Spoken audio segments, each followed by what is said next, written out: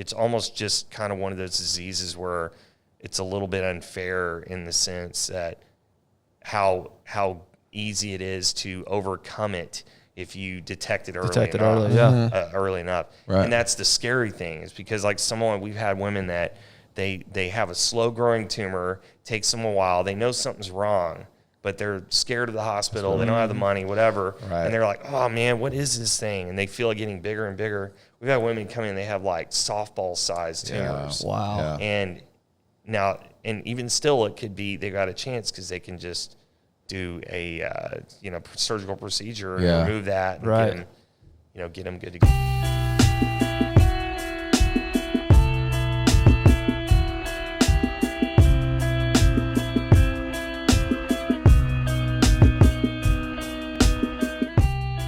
We are here with Kevin Hale, the president of the National Breast Cancer Foundation. Kevin, what's going on, man? Glad to have you. What's up? Man, that was real. Like, honestly, Kevin, that was one of the weakest introductions that we've ever done. Well, I like apologize for that. London Bridge by Fergie, the siren in the beginning. Dude, I try to make an entrance in the morning with my family. We should have had a walkout. Yeah, we should have had a walkout, a walk-up song, something. Yeah. Like some dry ice in the corner. Yeah, something. Some a little laser. So we're glad to have Kevin here. And the reason we want to have him on, obviously with October coming up being National Breast Cancer Awareness Month, this is something that's on a lot of our minds. A lot of us have been personally affected. Not personally, but had family members personally affected. So it's a relevant topic, and we just want to get and understand more about what you guys are doing at the foundation, and just open people's eyes and make people aware that how we can get involved and hopefully come up with a solution to end this horrible cancer. So we sure do appreciate you coming on, man. Oh, it's my pleasure. Thanks for the opportunity. Yeah, absolutely. So let's start with you personally. Just a quick background. Typically, in our interview episodes on Sundays, we really dive into somebody's background. This is more of a round table, just an open discussion. Yeah, you don't want to dive into my dark seat past. That's exactly right. So, but we do want to understand how you came to be, how National Breast Cancer Foundation came to be, how you found the foundation. So started with you personally. What's your background? Where did you come from? How did you get involved? Well, so I am presently 44, which is hard to believe. Wait a minute. Why is it hard to believe? Because time moves fast. Because I started thinking back to when this thing started, and I was a teenager. Oh wow! So you don't look 44, man. You look Thanks, great. Man. Appreciate it. You look 43. That's good. All right, not a day over 43 and a half. 30 years we're celebrating now. So 1991 is when NBCF was founded.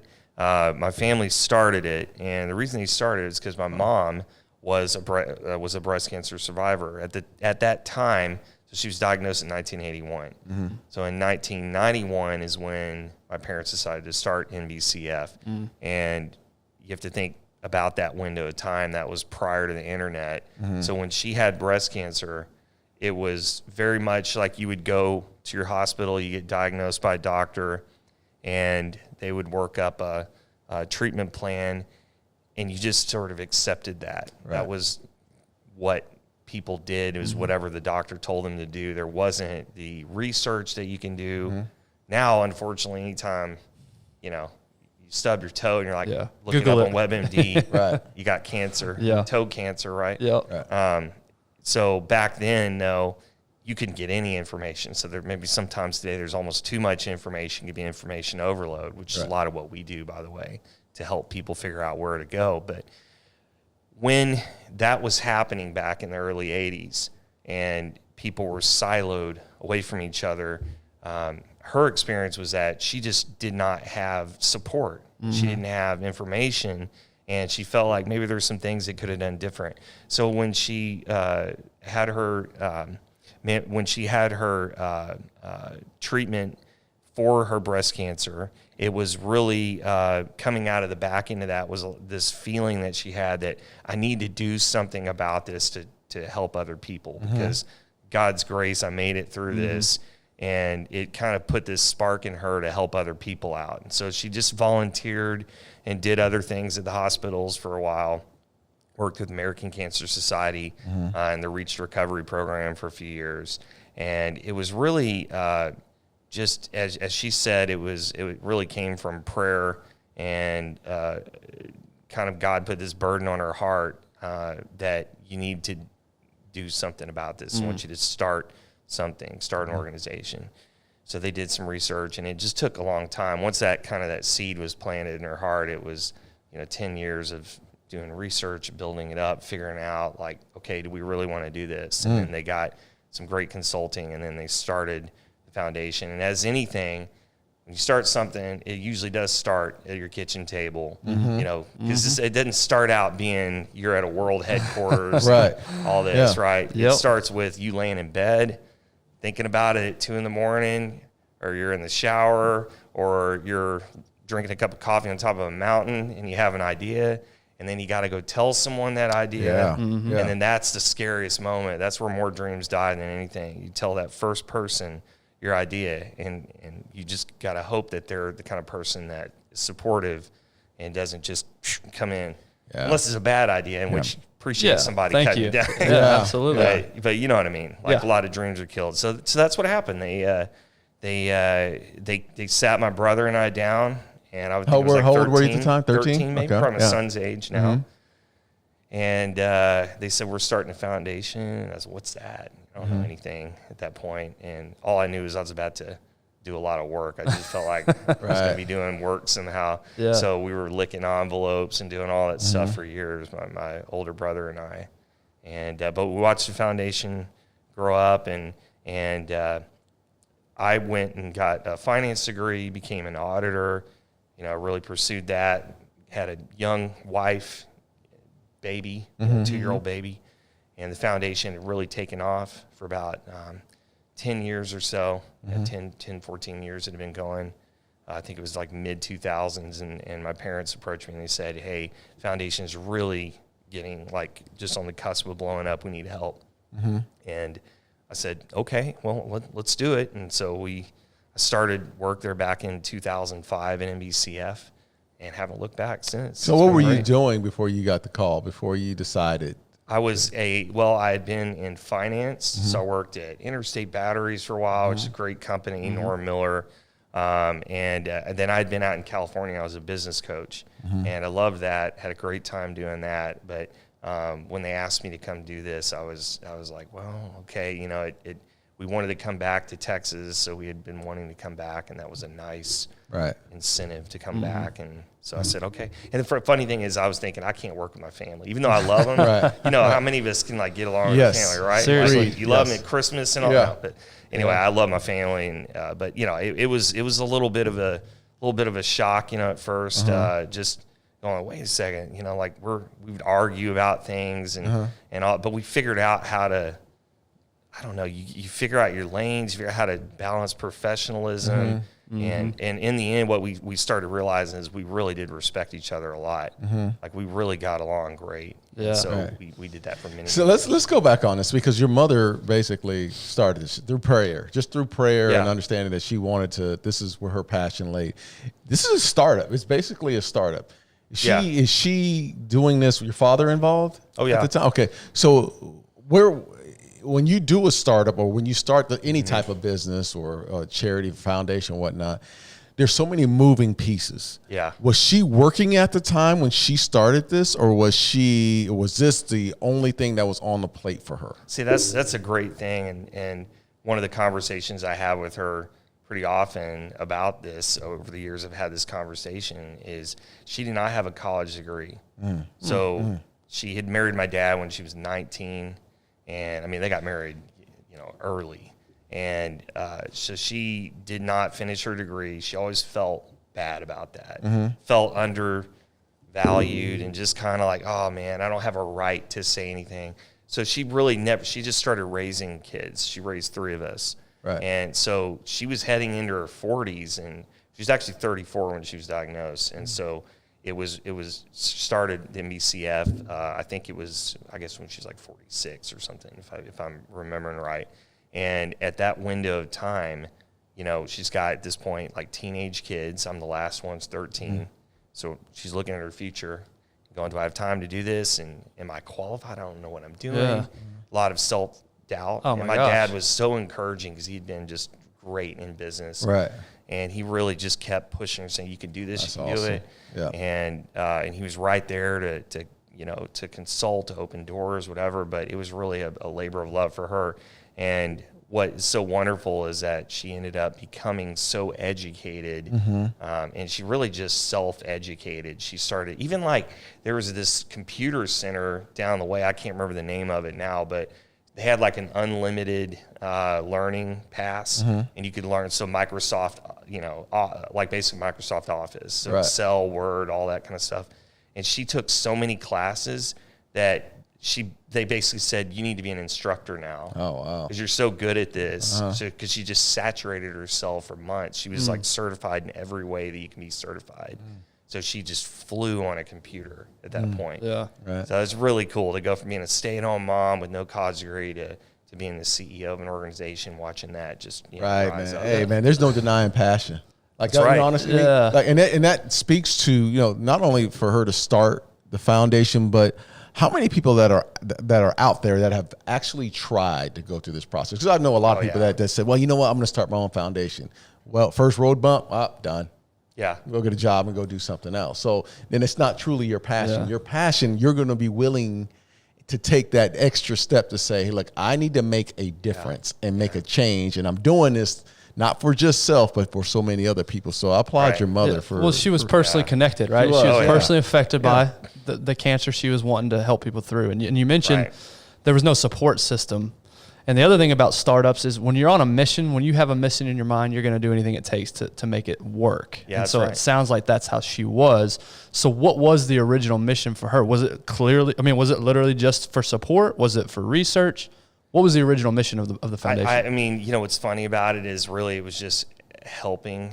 I would say that word, giving hope to people and helping them. And we still say that, that there's several things, but no one should go through breast cancer alone. It's really our, power statement. We had that on the wall, as our vision. And so from the beginning, a lot of it was like, where is the help needed? I know what I personally went through, but it's a lot of education. You got to get in. And I'm always like telling young people this. We do a high school intern program at NBCF and talk to a lot of college students and stuff. And I'm always saying to them, like, don't come to the market with an idea unless you're solving a problem. Like, what is the problem? Like, it's not done well enough. That's fine. That's actually a solution. Or, in a lot of cases, there truly is a need for something that no one else is doing it, solving that problem. Yeah. And so, for us, it was early on, I think instinctively my parents said, where is the need? And we're going to follow the need. And so we very quickly found out, even though it was about connecting people and helping people out, initially with support services and education, they started finding out that there was this gap of funding for women that couldn't afford mammograms. And so they were kind of in between. They were like working, but they didn't have good insurance, or they didn't have insurance. And so they couldn't really get government support, but also they didn't have the cash to pay for a mammogram and to trigger something, to start the whole diagnostic process. So we worked with, we ended up getting a donation from a medical technology company, and it was $5,000, and they applied, they were kind of researching where could we use this money. And they went to a hospital in Beeville, Texas, which is, I don't think I could point that out on a map right now. So sorry if any of you are from Beeville, Texas. But for whatever reason, they selected Beeville, Texas. They ended up working with the city. They worked with church there and the hospital, and they kind of figured out how to educate people and say, hey, we're starting this basically program to motivate people to get mammograms because early detection saves lives. Right.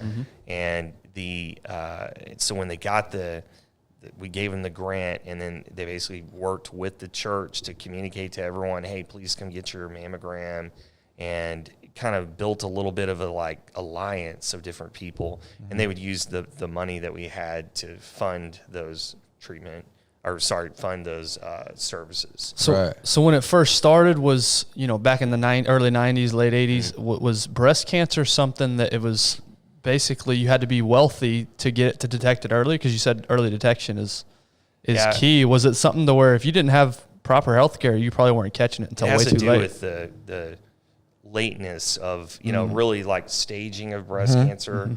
If it becomes, you've heard of the term metastatic, yes, the metastasizes, that's when cancer cells spread out from their origin, wherever they are.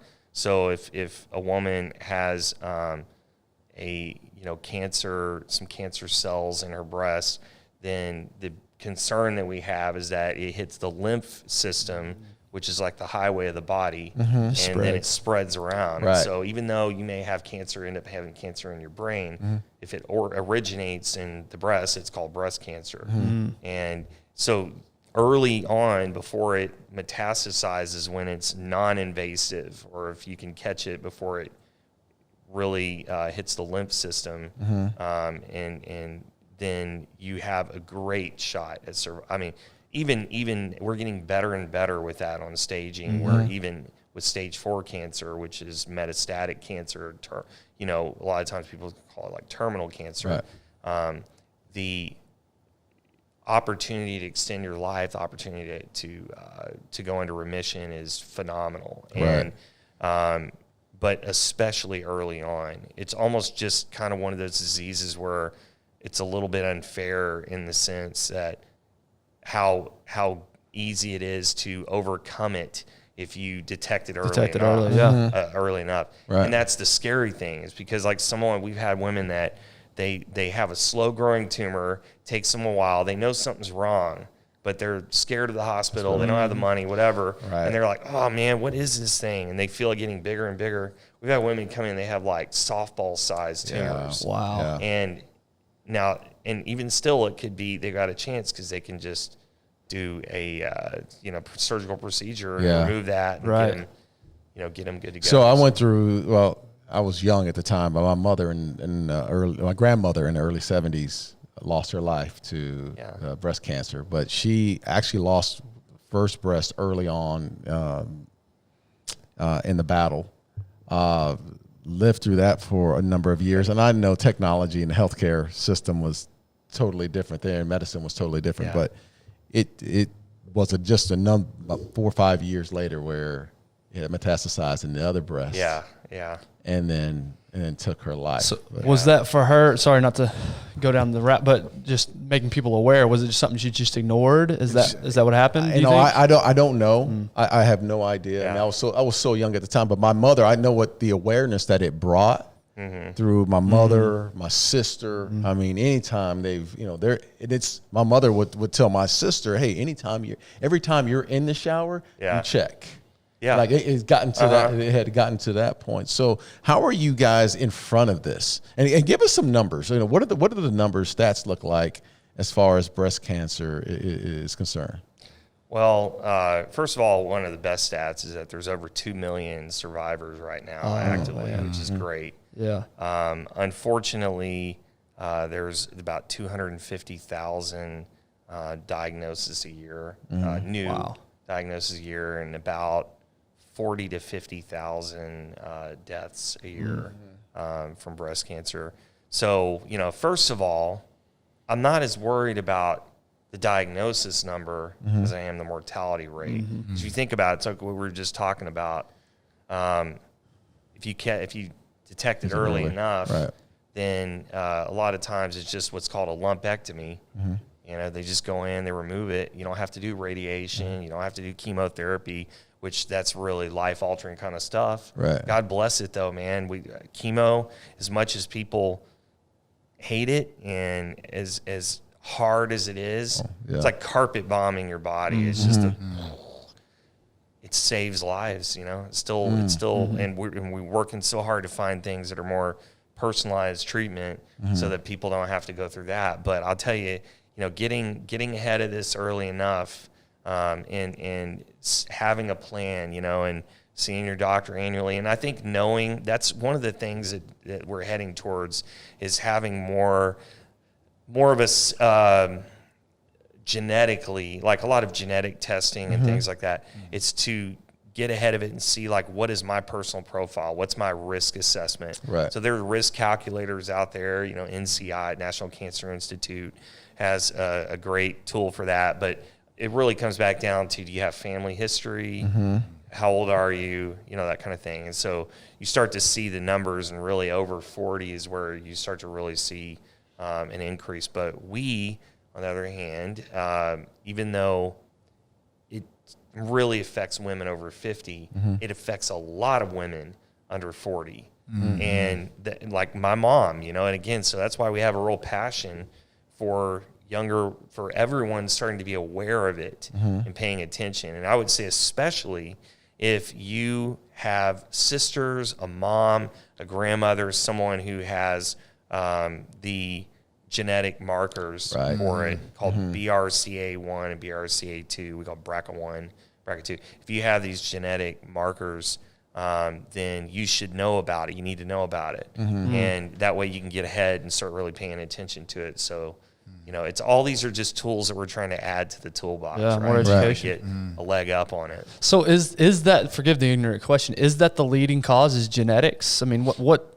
tends to be the main factor? Yeah, is there environmental issues that contribute?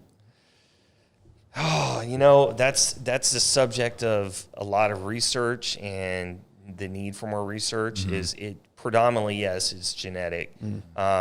Environmental is harder to pin down. Is the environment interacting with your genetics? And frankly, a lot of nutrition and environment related investigation or research causes people to get panicked and worried. And so a lot of you see this happen a lot, where people go down rabbit trails and they're like, oh, I ate this a berry from Whole Foods, so I don't need to have chemo now. And there's, I'm making light of it, but there's some really sad stories about people that had a very treatable form of cancer, and they kind of got off into a deeply holistic path. And what we always say is do both, you know, like merge the two, have a healthy lifestyle. There's so much to what you eat, how you treat yourself, but even so much in the mind, you know, positivity and encouragement.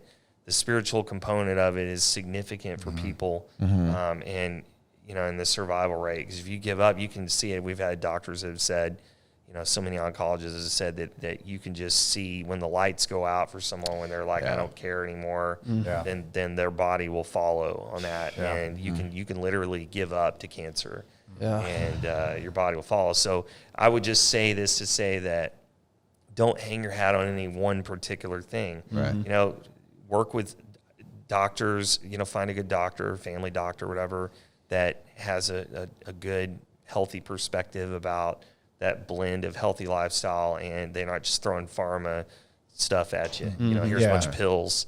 But on the flip side, that if you need to step it up and do procedures, they're not like, oh, just sleep it off, you'll be fine. And so I think what you're saying and what I'm hearing is, obviously you don't want people to go through life living in fear.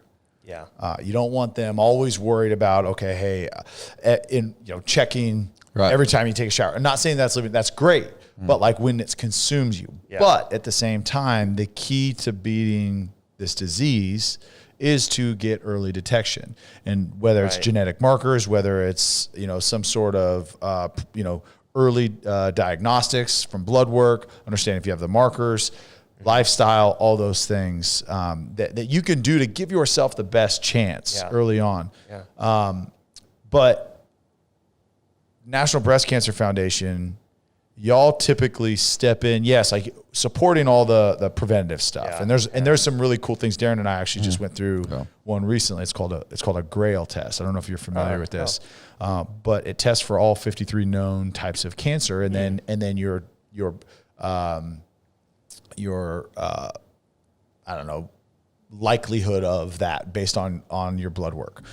So it's a really cool test. That's knowledge. And just kind of know where you're at, right? It's like, okay, hey, I'm predisposed to these couple types of cancer, and it's a whole report. So it's great. So that's early, but National Breast Cancer Foundation, y'all step in after the diagnosis for the most part. And yes, like I said, you support the beginning stuff from the research and all that, but man, where the magic happens and the things that y'all do to make these warriors feel loved, feel comfortable, feel part of a community, and then have the resources. So talk through what it looks like from y'all's perspective, from the second a patient, like I said, a warrior is diagnosed, and then what that process looks like from a support from National Breast Cancer Foundation. Hey guys, hope you're enjoying this conversation with Kevin Hale, and hopefully thinking of ways that you can get involved with National Breast Cancer Foundation. Want to take a quick break and thank our sponsor, as always, Choctaw Casino and Resort, who makes these episodes possible. We mentioned it a few days ago. We were up there last week and saw the brand new expansion for the first time in person, and it was unreal. We had a great time. Tyler and I and our wives actually spent the night on Friday night there. Got to check out the new rooms, the new expansion. Guys, you have to get yourself up there. Even if you're not even into gambling and playing those type of games, there's so much else to do up there. Restaurants, the pool, the new hotel. It is a great time for anybody. So get yourself up there. Also, they've been doing giveaways every Saturday all fall, and that continues here coming up in October. So every single October, starting on the 23rd, they are giving away a grand total of $1.5 million in Moonlight Millions, they call it. So you can play with your rewards card, but all that to say, get yourself up to Choctaw Casino Resort and have yourself a great time. Now back to the episode. Yeah, so put yourself in the position, your grandmother, for instance. It's awful to think about this, but she at one point was sitting in the doctor's office and was given the bad news. Probably, maybe she got it over the phone, but more than likely, she'd been worried. They did a test, and they said, "I'm really sorry, but here's your diagnosis. You have cancer." And at that point, your head is just, what? Because immediately people can go really dark, understandably, right? You're like, I'm going to die.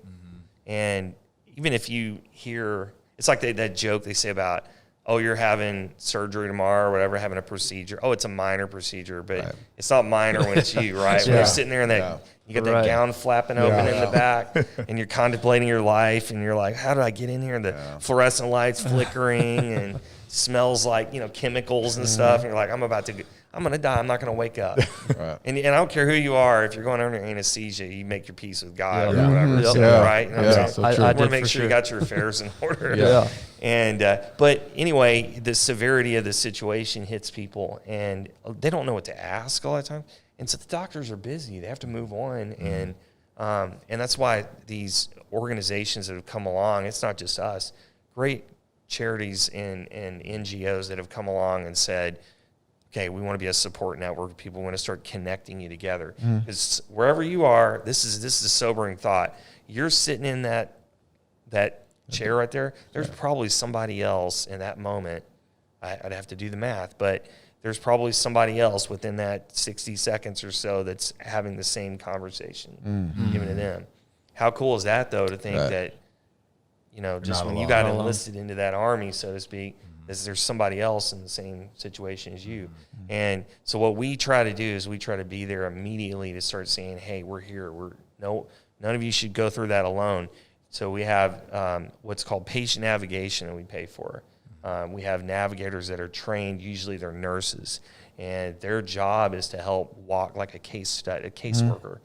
They take a woman, they say, all right, hey, I know your head's swimming right now. I want to talk to you about this, help you understand it. Give me a call later on tonight or whatever, or I'll call you in the morning, and we'll start to figure this out. Don't worry, it's going to be okay.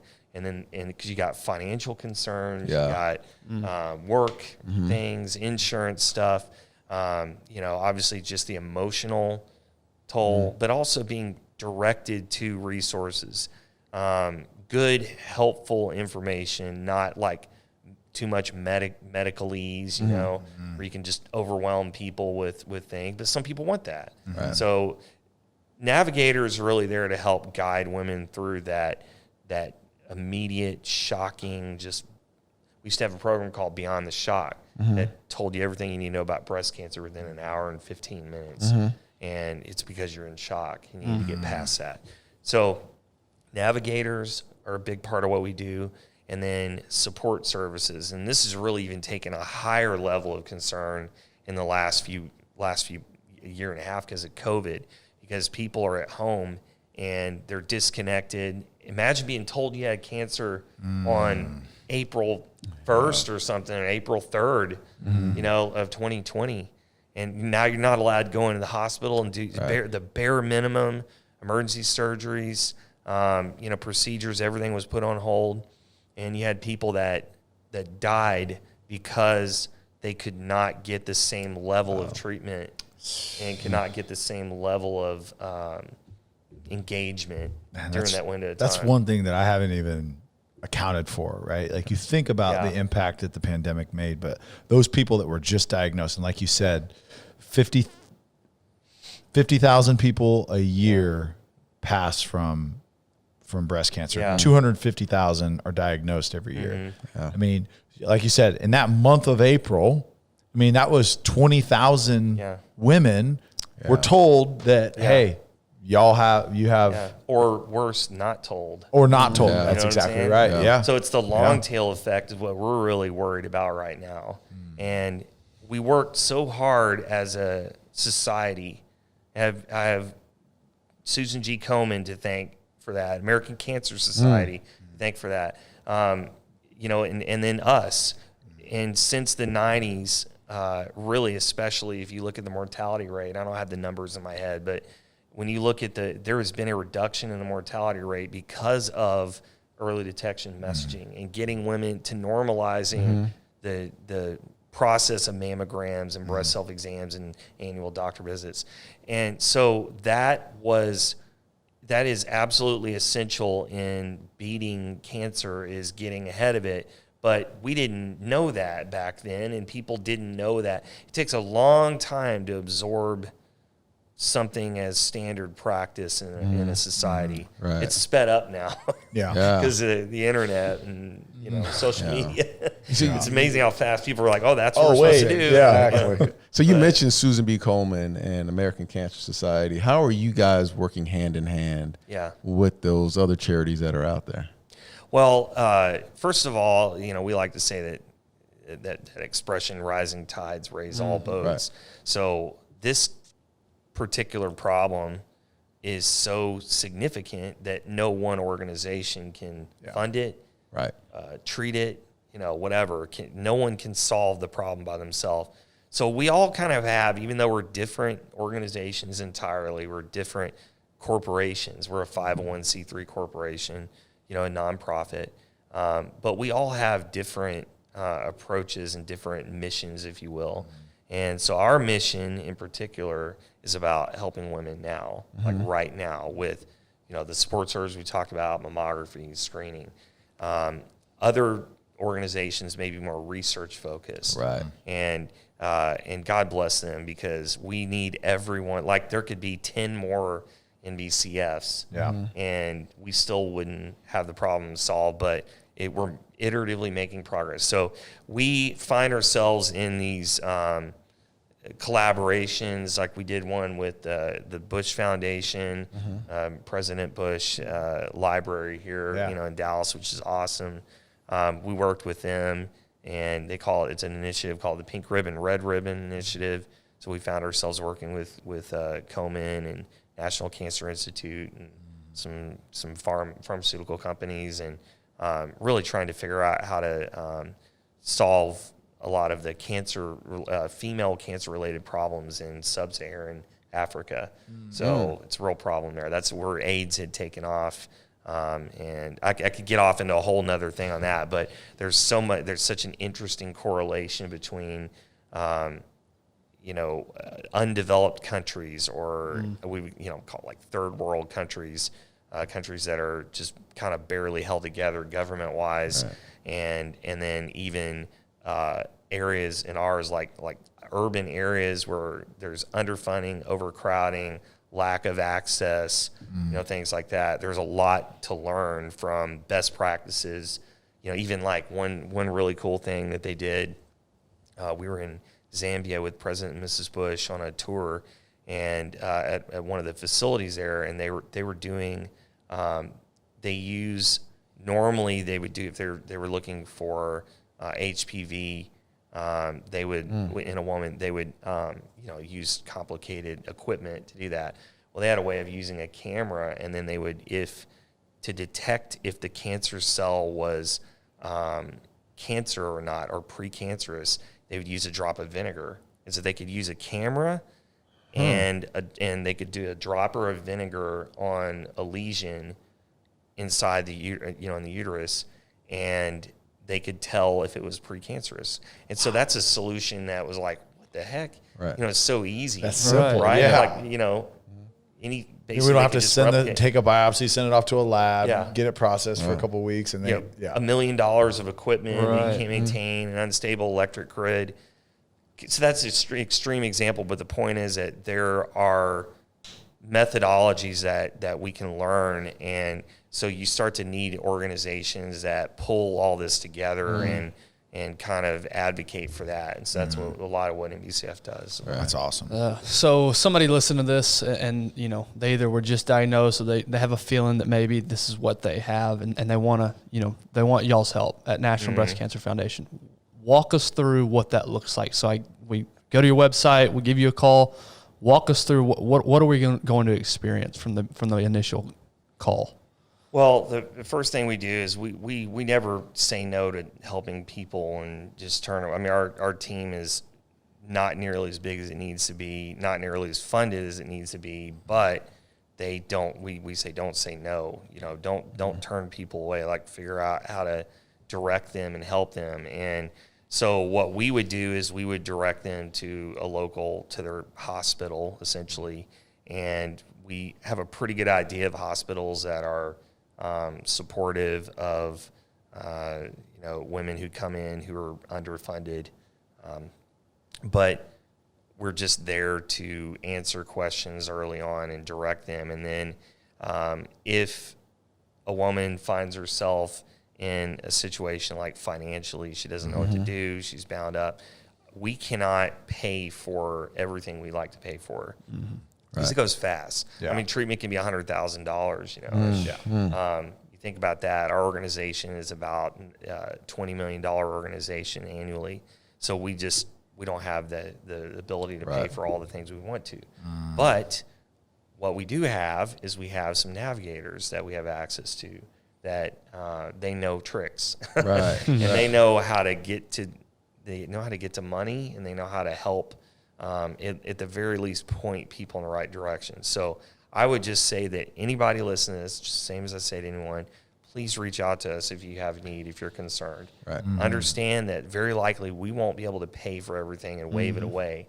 However, we have knowledge and we can help people. So we just want to be a bridge. And we even in our headquarters, we have a picture or mural, and it's a bridge, and it shows our various support services. And that's a reminder to us that that's our job. You take a person who doesn't know anything about cancer, right? Like there are a lot of things I don't know anything about.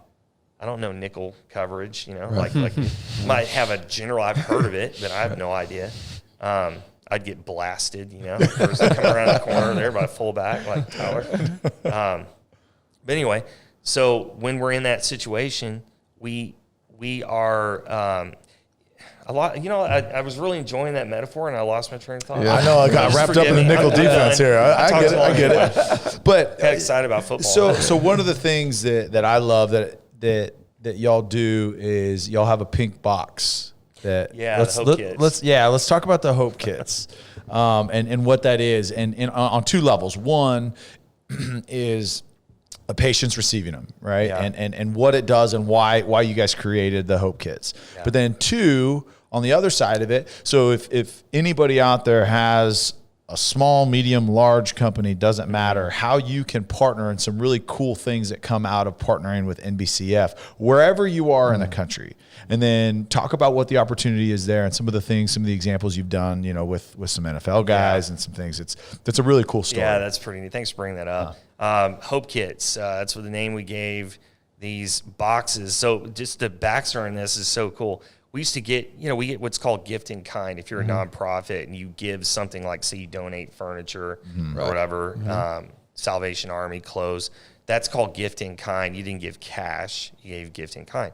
It's received as a form of revenue by the nonprofit. Well, we would have random stuff given to us that just seemed like something you would give a breast cancer charity. And like an example would be, because it's women, so it'd be like, oh, here's some socks, some soft socks. Yeah. So I remember we got some of these and we just were like, well, we're not throwing them away. Yeah. What do we do? We're not going to there's only so many pair I can put on, right?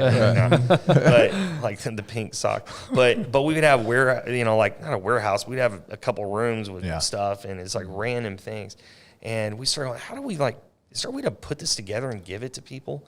So it was very organic in that regard, and we thought, this would be really cool if we started to get things that were really more intentional for breast cancer patients, right? And so it sort of morphed into now we're asking for certain things from people, and then we figured out how to put together a box that was about the ideal amount of stuff and what would be beneficial to a breast cancer patient.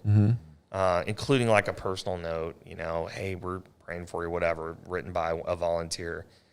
And so we did a few of these and started giving away, and they were just so well received. And people were so touched. We almost kind of thought, I don't know, I think at first you think they're going to be like, oh, okay, thank you, that's nice. And people are like, oh, this is amazing. They're just blown away by it. And we're going, what? Like, wow, this is really something special here. Like, we need to do more of this. So it just evolved, right? And so it became, then you kind of find yourself facing logistics challenges. And we're not Amazon. Right, so we're trying to figure out how to pick, pack, and ship and all that, right? And you start learning about merch and everything and shipping. And so long story short on that, we got to a place where it really started to make sense to bring volunteers in to pack them. We were getting them funded. They're about $50 a piece. And so the standard one now, so awesome. It has like lip balm. So you think about if you're going through chemo, right?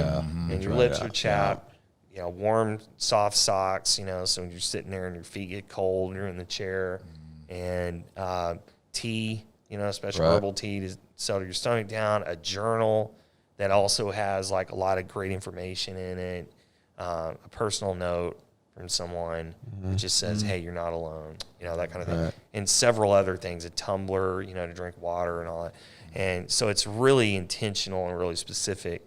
And we have this box, and we have a name of a person, we send it to them, and they probably don't know it's coming because it's probably a friend.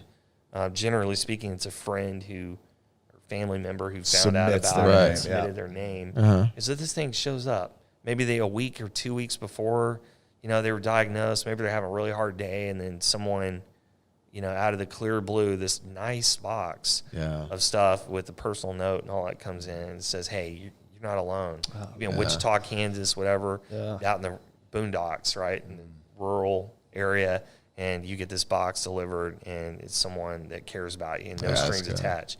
So that has blown up. And so much so that we have a waiting list, which we are always fighting this waiting list. It's so frustrating me. It's been, I don't know what it is. I probably should have looked this up before I came here today, but it's been hovering around 2,000 or 3,000 names, and we try to rotate that out. So it may end up being a couple months for someone, even if their name gets on that list before it clears out, which is, to me, unacceptable.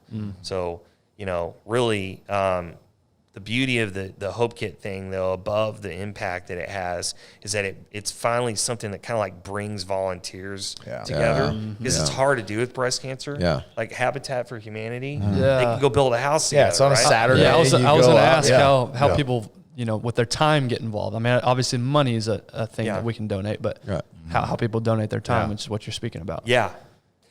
So a company that wants to support NBCF, and they say, hey, we want to both support you, but also we want to have a volunteer opportunity.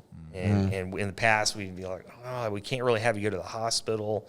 We sort of had to be like, we don't know. We can do a fair and support that, like a health fair with you in the cafeteria, but there's like only so much we could do. Yeah. So now we're like, oh, okay, well, I tell you what, we'll do a Hope Kit packing party. Again, they're like $50 a piece. So either, you're getting it funded somehow. Sometimes we have general funds, but they go quick, right? Right. So generally speaking, the way that we've had the most success is if a company comes in and says, we'll do like $10,000 worth. So, like a couple hundred hits, or we'll do, 50,000. And there's some cool creative ways. And one of the things, we as a company, our real estate company, we're scheduled to come in here, next week or the week after. About it, and some of the things that y'all have shared with us that you've seen is you get, okay, hey, look, you get one company A and company B that know each other. Yeah. And you make it a competition, right? Oh, yeah.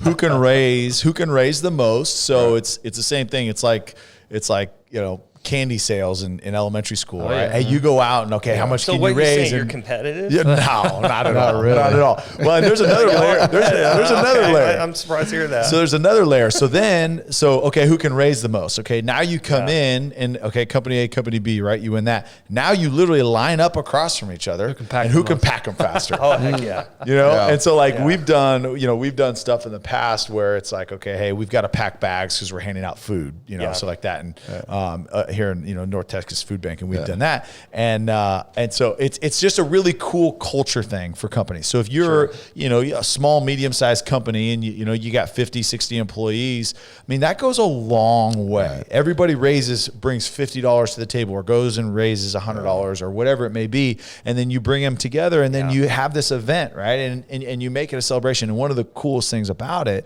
is y'all help coordinate the whole thing. So whether you're in Southern California, whether you're in Seattle, Washington, you're in Washington, D.C., you're Miami or Dallas, doesn't matter. Y'all help coordinate this whole process and make it easy for these companies to do, so that as a company you can go serve and you can do something really, really impactful. So I mean, I love that, and the Hope Kits it's an awesome deal, and makes a fun out of it for sure. You mentioned being a navigator. You said there's navigators. How do you come about being a navigator? Is that just through volunteering, or are you in the medical system? Right. So navigators, now we've shifted to, we used to just call them patient navigators. But really, and so they were a combination of, usually they're nurses, nurse navigators who specialize in this, right? But you could have patient navigation training.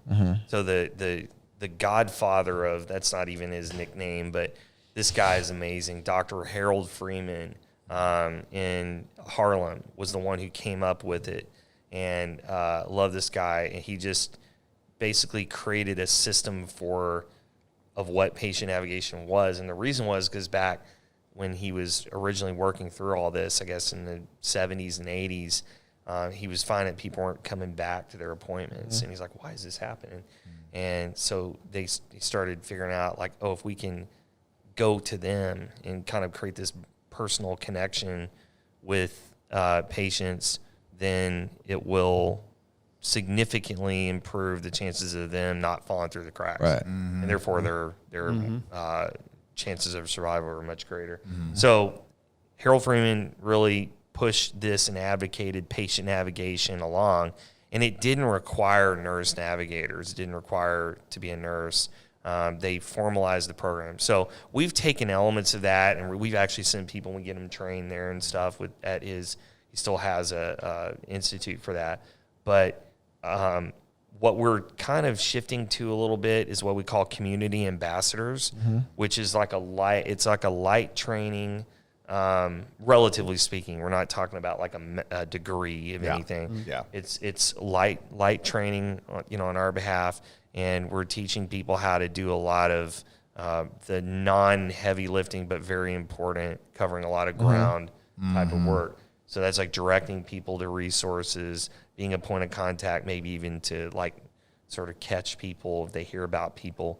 Maybe you get someone who is at a big church, in a city, and they hear about someone. They're like, oh, you need to talk to so-and-so. And they know how that person is volunteer.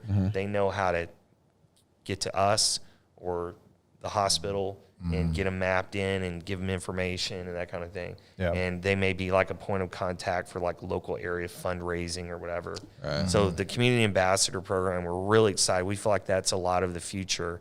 And nurse navigating, we will continue to be pushing and advocating for that. But, it's really just like trying to adapt to and find the right things that work and how you can have the maximum impact with your resources. Yeah, I just think, you're recently diagnosed with breast cancer, and without this, right, it's like, okay, I'm calling the girls at the front desk of my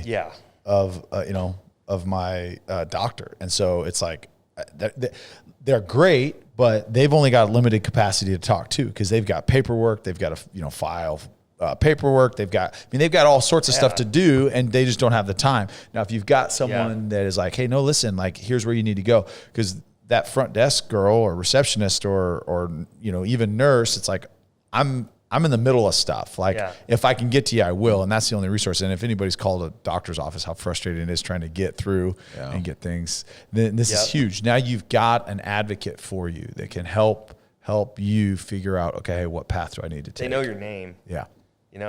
It's really, it's like Cheers.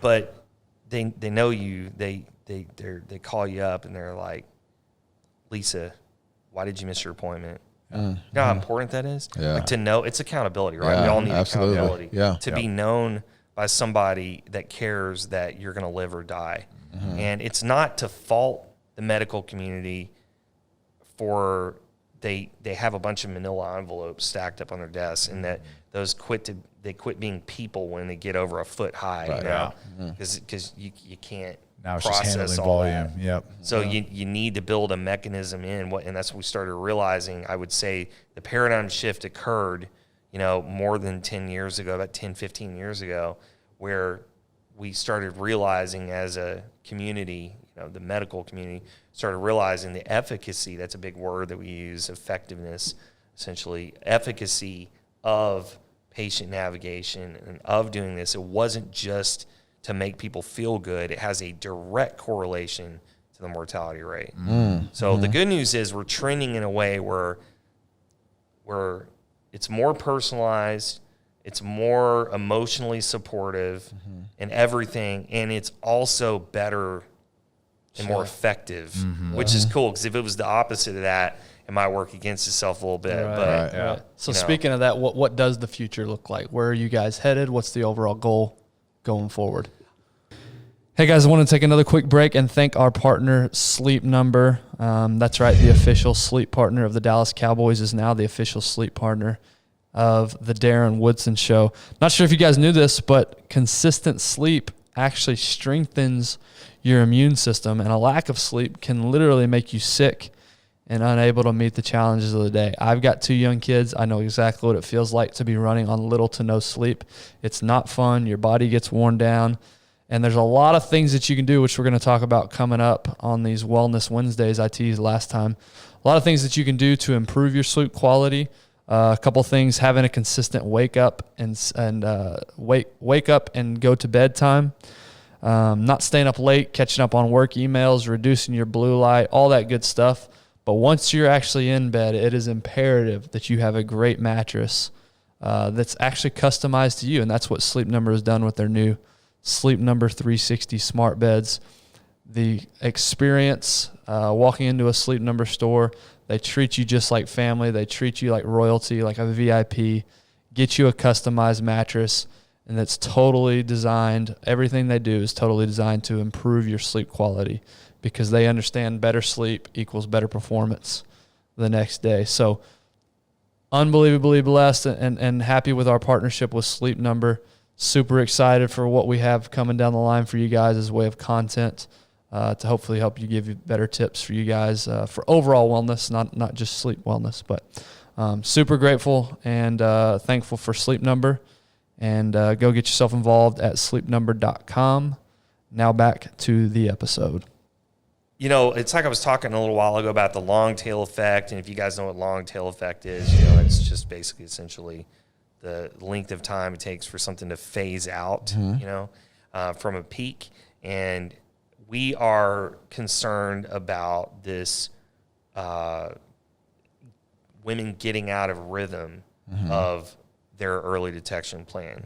And it took so long to get people into the habit of going to annual checkups and getting their annual mammograms. Right. And it's really easy when you get out of a habit, Yeah. because it's not fun, right? Like if your habit was go to Six Flags every year, or whatever. Well, actually, the older I get, the less fun. I was going to say that doesn't sound like fun at all. August. Do you remember? Man, hot. Everyone Hot. Yeah. about 4 o'clock. How bad everyone smelled.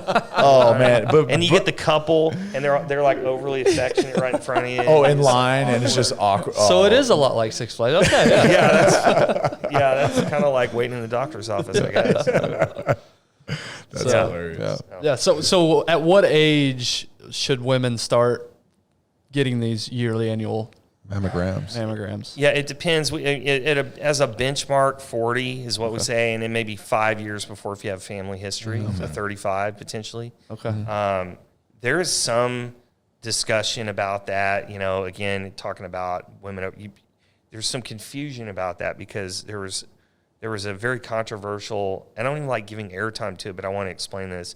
About maybe 10 years ago, there was this very controversial finding by a government task force that said essentially there's no point statistically in women under 50 getting mammograms and over 70 because you're going to die anyway, was their philosophy. Wow. So it's really cold. And it was not well received by the community at large, but it was a precursor to, I would say, trying to really limit funding, to limit government funding to preventative services. And so we pushed back against that and said, no, there's too many women under 50 who mammograms help. The only real thing that they said that seemed to, I guess the logic behind it was that if you're over 70, you're going to die anyway as something. If you're under 50, it's probably just a false positive. Right. And the psychological impact on you is not worth going through it. But the counter to that we always had was, if I thought that I had something, I'd rather know. No, 100%. Yes. Yeah. Right? Yes. Isn't that logical? Yeah, that's logical. 100%. That's logical. Yeah. Like hiding absolutely. your head in the sand. Are we too fragile? Yeah. We can't hear Yeah. it? As I mentioned, Darren and I went through this test. It was not even 2 weeks ago. Yeah. And the doctor literally texted me yesterday. He's like, hey, I know this has probably been on your mind. I just want you to know, hey, here's the results. Everything's clear. You're good. And literally, and I'm like, man, I just realized I probably thought about this in the last 2 weeks, probably a dozen times. Yeah. And I mean, healthy. I'm 36 years old. Like I wouldn't think that I would have something, right? But the second I'm like, you know what? I'd rather know. Yeah. I would much rather know. Oh. And so And you got options. yes, that's exactly right. And that's the preventative care aspect, right? Yeah. Our healthcare system Right. is reactive, not proactive. Yeah. If we can shift the focus to being a proactive approach, then think about how many lives could be saved. Yeah. Think about how much less money we would spend on healthcare. Absolutely. Because what is the treatment cost of, like you said, what was the surgery before you need to get chemo when you catch Lumpectomy. it? A what? Lumpectomy, right? The cost of that versus a whole mastectomy and chemo and hospital stays and all the things associated with it, right? Yeah. The actual spend is reduced if we're actually proactive about it. Absolutely. You're exactly right. So we definitely feel that it's imperative to continue that message. And so going back to the long tail thing, the concern that we have is with COVID that women were taken out of their routine. They dropped off. And then you compound being scared of going to the hospital. Right. And you also, we're all like, oh, well, little old me, I don't want to be a burden. I know that they're overworked and they're beat up right now, and I'm just going to stay away.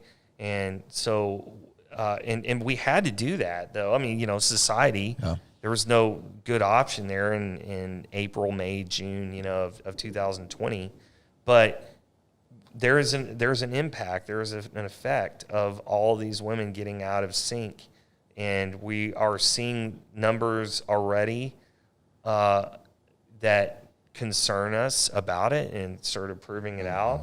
And so I would say really that kind of leads to what our awareness campaign this October is. Breast Cancer Awareness Month is October. You probably know because you just see pink everywhere.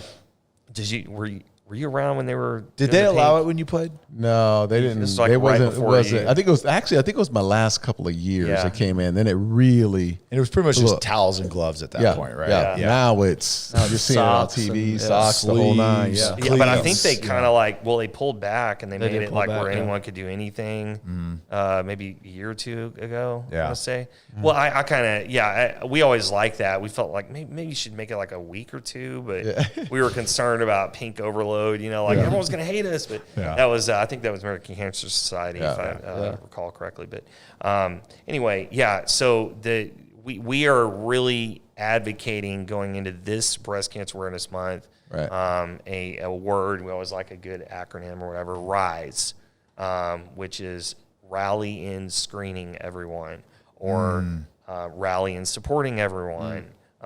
And there's a third one I can't remember. So sorry, marketing team. But anyway, the one I wanted to talk about was they hand you all that stuff, and they're like, "Look at this!" And to them, they worked on it for months. Oh yeah. And then, but you got to memorize it in a second, and then you're like, "Oh dang it, I'm gonna spell it Kevin, wrong." we're not gonna bail you out, Kevin. That's your problem, brother. Don't look for us to bail you out. We're actually getting text right now from the marketing team.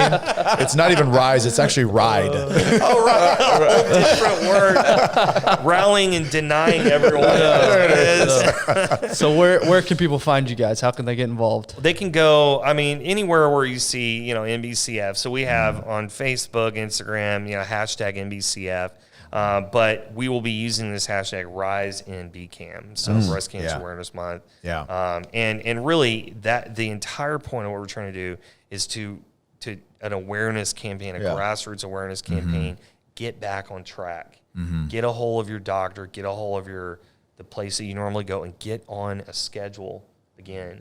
That's it. That will save lives. Yes. I'm so passionate about this because, my wife is, I'm not going to say how old she is, but she's over the minimum screening age. She's older than 29, but beautiful. But throw that in there. Yeah. Don't forget that. That's not a patronizing. I think I'm in trouble. So I've gotten in trouble with the marketing team and my wife in the last minute and a half. I need to wrap up now. Anyway, my wife, she has there's some markers in there. There's some things I should say that change her risk profile a little bit. And, I'm around it all the time. You get a little traumatized because we have people that we know that pass from cancer, and hear about these stories all the time. I talk to people and then 6 months later they're dead, and it's horrible. And so, it makes you a little more vigilant about your own family and needless to say. Right. So I myself, and I watch this stuff and I go, wow, are you back on track? And who are you going to go see? And what's kind of going on? Are your friends talking about it at all?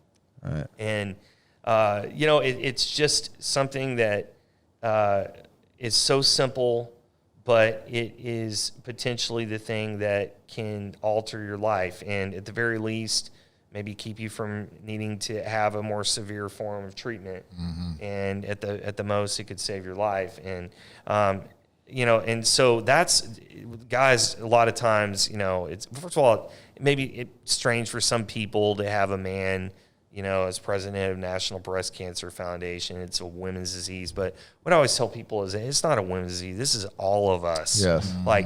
If your wife got breast cancer, you don't think you'd be going through that? That's right. You're affected as well. Man, you're in there Googling everything. You're at doctor's appointments. So when one person gets it, their whole tribe gets it. And they're all dealing with it. And it does not matter that it's... So for men, we want to fix things. We want to help stuff, right? We want to feel like we did something. And there are wonderful ways that men can support. And that's, going back to the Hope Kits, fundraising, directing people to NBCF, even if all it is, hey, I know these guys at NBCF, you need to give them a call. I have a lot of guys who'll text me and say, my wife's friend needs some help. And I'm like, thank you for letting me know. I'm going to tell the team, we'll get it going. So, we as men, we have a burden, and an opportunity to significantly fight this disease by supporting our women. I mean, that's right. That's right. So as far as NBCF, if I wanted to donate or volunteer, what's the easiest way to contact you? If I wanted to get in any way and be supportive, because listen, it's about raising awareness, but in order to raise awareness and provide resources, you need capital to do so. So what's the easiest way we can go through that? Yeah, thanks for saying that. Obviously money, everybody wants money, right? And it matters. It really matters. The cash I was talking about is what drives everything along. It's literally paying for services that a woman needs to survive in many cases. So just go to if you are hearing this and you're interested in helping, supporting, I would say there's two things that I would think about if I were you. And one is, what can you personally do to support? What do you personally move to support? There's different, we prefer unrestricted gifts, which is a nonprofit term. You know about it because you work with nonprofits, both of you guys. But if you are very passionate about the Hope Kit program, or you're very passionate about mammography, or you're passionate about support services, you can designate those things. But just talk to us, and say, well, what do you want to do with your gift? The second thing is, it's really important that you think about your resources that you have. You work at a company. As an example, maybe like say you're a 25-year-old guy and you're working for some fairly large company. You'd be surprised how many matching programs that companies have and how much companies will do. They're not going to tell everyone all the time necessarily, but there's a lot you can do to reach out to your HR team or whoever it may be and get your company involved, and even like creating a door open for us. If you hear about, cause marketing is a term that we use for the pink ribbon, you put it on packaging and whatever, and some proceeds go to NBCF. That's a big way that we raise money, the largest way we raise money, in fact. And that often comes from just someone just Googling breast cancer charity. Right. And they're like, their company wants to do something to help out. They heard about it, or maybe they're in charge of it, and they just start searching. That's awesome. So, look us up. We've been doing that for a long time, and we absolutely love working with companies because it's like a hub. You can work with, you have a centralized communication. You can get all the different departments involved. You do really cool fundraisers, really cool volunteer opportunities. So those are the two things, personal. And then just, it's reach out to nbcf.org, go to our Facebook, wherever the links are. How it is. The website will direct wherever they need to go. Oh, absolutely. Yeah, we make it really easy to donate or find more information out. Great. That's awesome. On our website. We say it all the time, man. Service, it all leads back to service of people and just loving people. And that's what we want to use this platform for, is just bringing awareness to people that are doing good. And we appreciate you and appreciate organizations like yours. The leadership that you provide and show, and man, it's awesome. So we sure appreciate your time. And I'll say this, I couldn't be more honored to have National Breast Cancer Foundation as our first charity of the month, right? We're launching this new program within the podcast, and seeing inside your organization and the way that you truly serve your people. The culture that you guys have within, like truly top to bottom within the organization, everybody's there to serve. And honestly, I don't know that there could be a better company that we have on for the first time. So thanks for sharing. Man, that's great. You guys got me fired up. I'm pretty excited. This is the big month. This is like our Super Bowl month coming up, And so we are finalizing all these awesome campaigns. The team is working incredibly hard, but it's really nice to have some sort of like the smash in the bottle on the champagne bottle on the it's nice to have some of those. I feel like this is definitely a kickoff. This has been great to talk about today. Got me fired up about this upcoming October, and it's like one of the Transformers is like transforming right now. It's ready to go too. Optimus Prime back there in the wall. So go get yourself involved. National Breast Cancer Foundation. Go get yourself screened. Yes. And then make sure, October Awareness Month. So appreciate you guys. Thank you guys for giving a platform for nonprofits. It's really, you always lead with your heart. I appreciate you guys so much for it. It's really important because, you know, frankly, a lot of this stuff it's depressing. It's sometimes boring until you're the one who's That's in right. it. Exactly. And it's going to affect us all. At some point in our lives, we will directly be a Then all of a sudden you really want to know. Exactly. So it's really important to stay top of mind on this, and it just takes people like you guys with y'all's platform who open it up to allow us to talk about it. So thank you. Absolutely. Thank you. Yeah. And if, again, any listeners, if you're going to go either to the website or if you need us to connect you, we're happy to connect you with the team. So just reach out. We're here to support any way that we can. But thank you. I know you're busy. Thank you. Thanks for taking some time, man. Good luck. Yeah, Good luck pleasure. this month. And I know you're going to do big things. We'll see you over at the office here pretty soon. Yes, sir. Awesome. All right. Looking forward to it. Thanks, Kevin. Thanks, guys.